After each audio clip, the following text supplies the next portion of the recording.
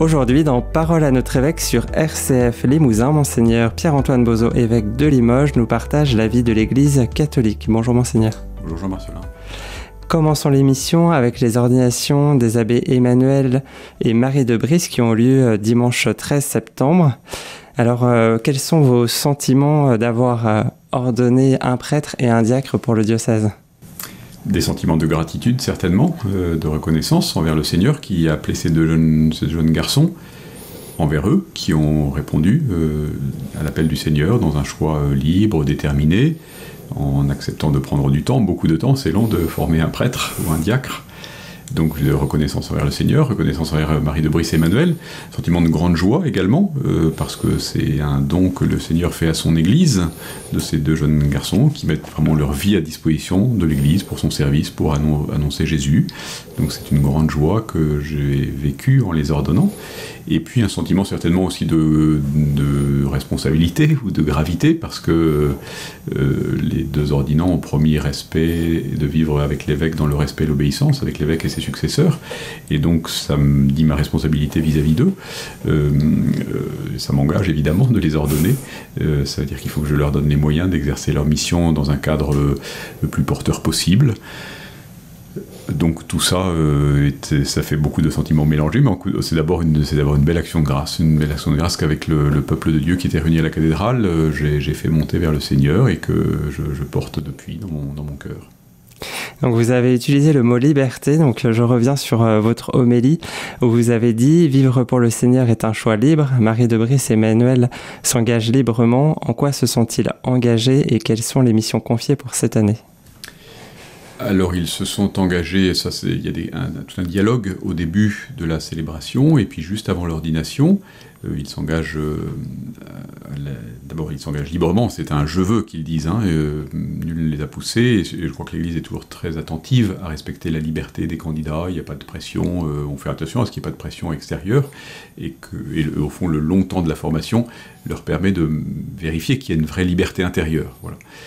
Même s'il y a toujours des choses à purifier dans ce qui fait qu'on répond à l'appel du Seigneur, il peut y avoir toujours un peu de recherche de soi, etc., mais on veut librement mettre sa vie à disposition de Dieu et répondre à sa volonté, à son appel.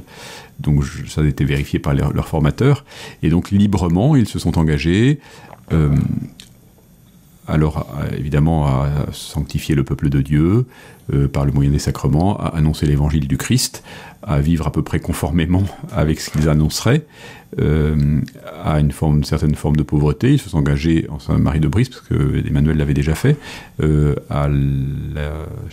célibat, vécu dans la continence et la chasteté.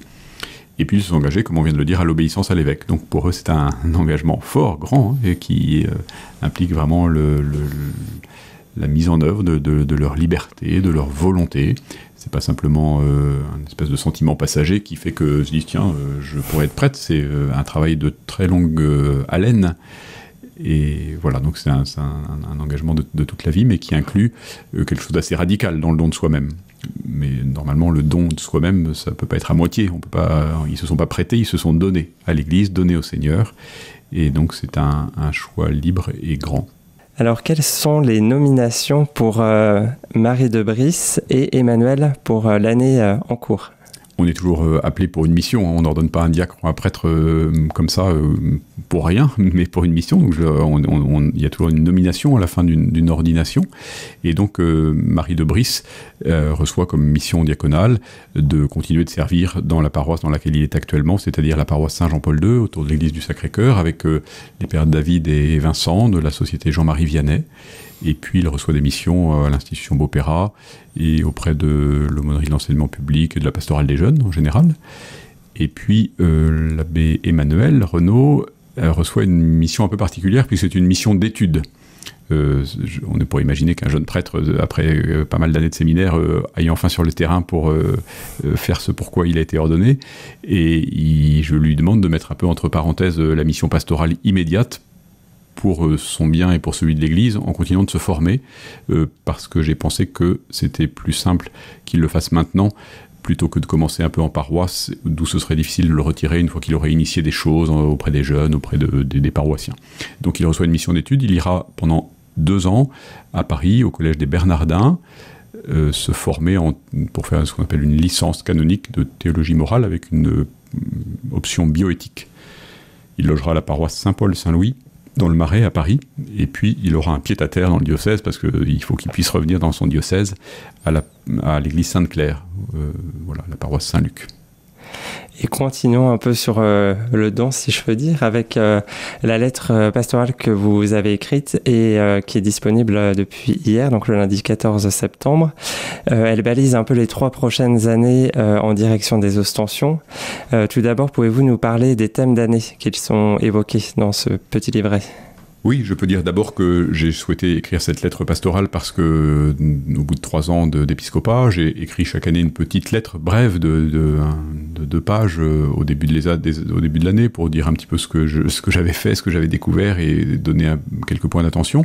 Il me semblait que c'était le moment de donner quelque chose d'un peu plus consistant, et je trouvais que la perspective des ostensions, dont j'entends beaucoup parler mais que je n'ai jamais vécu, en 2023, nous donnait comme une échéance parce qu'il faut se préparer à cette célébration elle-même des ostensions, qui est beaucoup le travail des confréries, des comités ostensionnaires, qui est un travail de lien avec les autorités civiles, mais au fond ça engage les chrétiens, et ostension, ostendere, ça veut dire montrer. Donc il s'agit de montrer les saints qui font la gloire de l'église de Limoges, à travers leurs reliques, à travers l'évocation de leur mémoire. Mais je trouve que ce que nous devons montrer, c'est pas simplement des saints du passé, c'est des saints du présent. Et les saints du présent, c'est vous, Jean Marcelin, et moi, et tous nos auditeurs, et tous les catholiques qui veulent vraiment prendre au sérieux l'appel du Seigneur. Et donc, le but de cette lettre, c'est d'inviter les gens à se convertir, pas seulement en vue des ostensions, là, c'est parce qu'il faut donner une méthode, mais la conversion, c'est quelque chose de permanent. Donc, au fond, cette lettre, elle est un appel à la sainteté. Avant de réformer les structures, s'il y a besoin de réformer les structures, j'appelle à réformer les cœurs. Voilà. Et il m'a semblé que, comme il y avait 3 ans, il fallait trouver quelque chose de ternaire, et il y avait plusieurs choix possibles, mais les 3 vertus théologales me semblent nous aider à recentrer sur le mystère de Dieu, notre vie chrétienne. Donc la foi, l'espérance et la charité sont les 3 thèmes que j'ai retenus pour donner comme une espèce de balisage pour chacune des années qui nous préparent aux ostensions.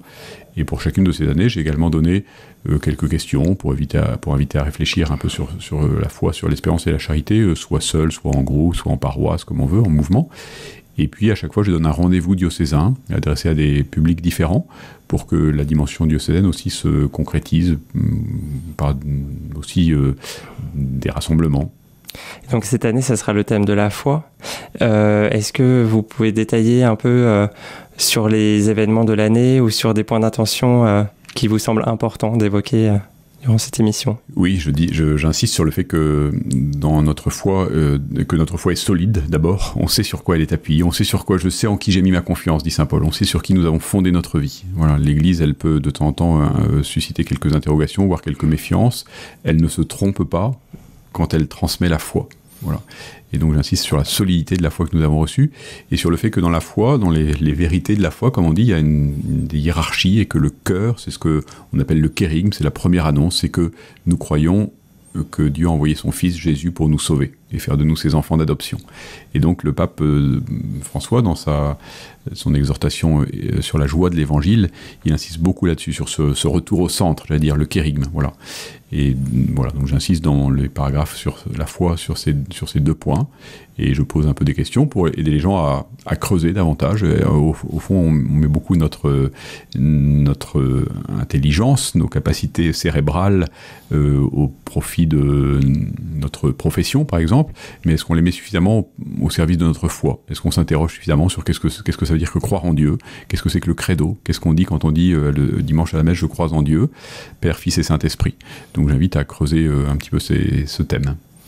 Et qu'est-ce qu'on pourra retrouver en dehors de ces 3 points dans votre lettre pastorale?